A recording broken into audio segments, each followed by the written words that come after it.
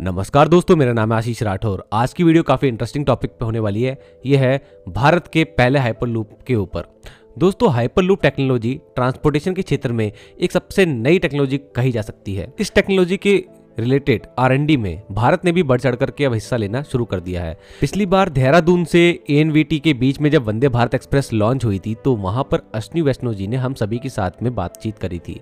तो वहां पर हम सभी लोगों ने, रेल फैंस जो मौजूद थे, क्वेश्चन किया था हाइपरलूप के ऊपर। तो उन्होंने भी ये कहा था कि IIT मद्रास में इस तरीके के हाइपरलूप प्रोजेक्ट के ऊपर काम चल रहा है और वो खुद भी इसका पार्ट होने वाले थे। तो दोस्तों, बाद में फिर कुछ और भी खबरें आने लगी हाइपरलूप को लेकर के। भारत में ही नहीं, दुनिया में काफ़ी अलग अलग तरीके के लोग हैं।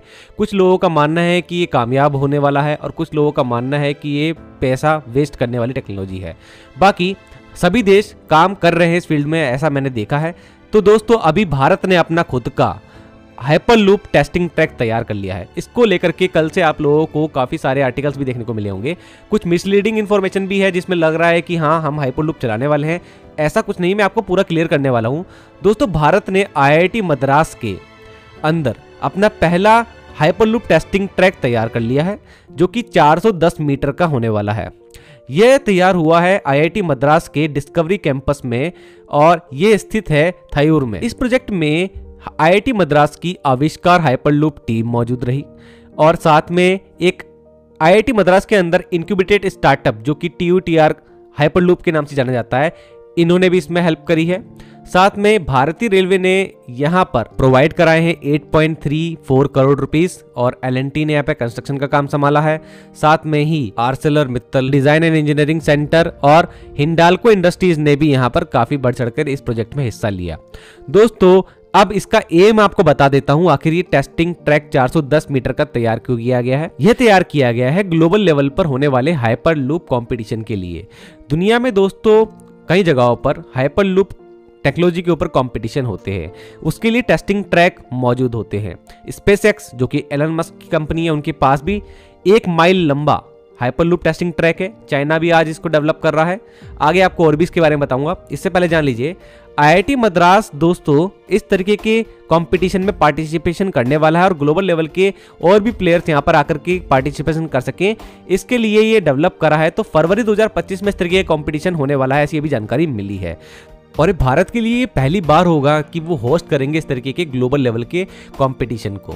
अब US और यूरोप में तो ये कंपटीशन होते ही आए थे, अब भारत में भी होंगे। तो कहीं ना कहीं यहाँ पर भारत के इंजीनियर्स जो हैं उनको भी काफ़ी ज़्यादा एक्सपीरियंस मिलेगा इसमें, और अपना टेस्टिंग ट्रैक तैयार होना भी बहुत ज़रूरी था। इस टेस्टिंग ट्रैक के तैयार होने से काफ़ी सारी चीज़ें आप लोगों को अभी सुनने को मिल रही होंगी कि कुछ बड़ी बड़ी टेक सिटीज़ के बीच में इस तरीके के हाइपरलूप आगे भविष्य में बनेंगे, तो इतने मिनट में इतना जल्दी पहुंच जाया करेंगे। तो ऐसे ही लेकर के कुछ एग्जांपल भी निकल के आए हैं कि बेंगलुरु से चेन्नई के बीच में अगर ऐसा हाइपरलूप बन जाता है जिसमें हाइपरलूप की ट्रू स्पीड की बात करी जाए तो लगभग 1000 से 1200 किलोमीटर प्रति घंटे की रफ्तार जो होती है, तो 15 मिनट में ये डिस्टेंस तय हो सकता है। लेकिन हम जो अभी हाइपरलूप का टेस्टिंग ट्रैक बना रहे हैं उसमें लगभग 600 किलोमीटर प्रति घंटे की रफ्तार तक स्पीड जो है वो हो सकती है और लगभग 350 किलोमीटर प्रति घंटे की रफ्तार से ऑपरेशनल यहाँ पर जो पॉड है जो कि इस हाइपरलूप के ट्यूब के अंदर चलेगा, वो इतनी स्पीड गेन कर पाएगा। दोस्तों, ये जो टेक्नोलॉजी है इसके अंदर ये जो ट्यूब है इसको आप टनल भी मान सकते हैं, और जो ये ट्यूब है लो प्रेशर पर होता है, इसको वैक्यूम ट्यूब भी कह सकते हैं। इसके अंदर इलेक्ट्रोमैग्नेटिकली लेविटेटिंग पोर्ट जो होता है, इसमें 28 लोग लगभग बैठ सकते हैं। वो चलता है जिसका कोई भी कांटेक्ट नहीं होता इस ट्यूब के अंदर। कांटेक्ट लेस होने की वजह से जो फ्रिक्शन कांटेक्ट पर हुआ करता था वो एलिमिनेट हो जाता है।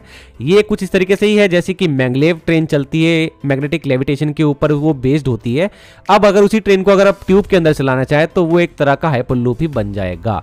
तो वहां पर जो टेक्नोलॉजी यूज हो रही है कुछ ऐसा ही यहाँ पर होने वाला है। इनिशियली कुछ इसी तरीके का कंसेप्ट जब पहली बार दुनिया में लेकर के आए थे एलोन मस्क, तो यही सब बातें हुई थी जो मैंने आपको बताया। 2013 का वक्त था। एलोन मस्क SpaceX जो है उनकी कंपनी है, वो इस तरीके के मॉडल को लेकर के आए कि ऐसा कुछ हो सकता है। तो यही कारण है कि उन्होंने टेस्टिंग ट्रैक भी तैयार करवाया लगभग 1 मील का कैलिफोर्निया में SpaceX के हेडक्वार्टर में। तो दोस्तों, यहाँ पर काफी सारे टेस्ट उन्होंने लिए भी हैं और फर्स्ट ह्यूमन ट्रायल जो हाइपरलूप के थे SpaceX की कंपनी ने वर्ष 2020 में लिए थे और 172 किलोमीटर प्रति घंटे की रफ्तार से यहाँ पॉड ने स्पीड गेन करी थी। आज भी इस टेक्नोलॉजी के ऊपर काफ़ी सारे कंपटीशन होते रहते हैं, यूएसए में भी हो रहे हैं।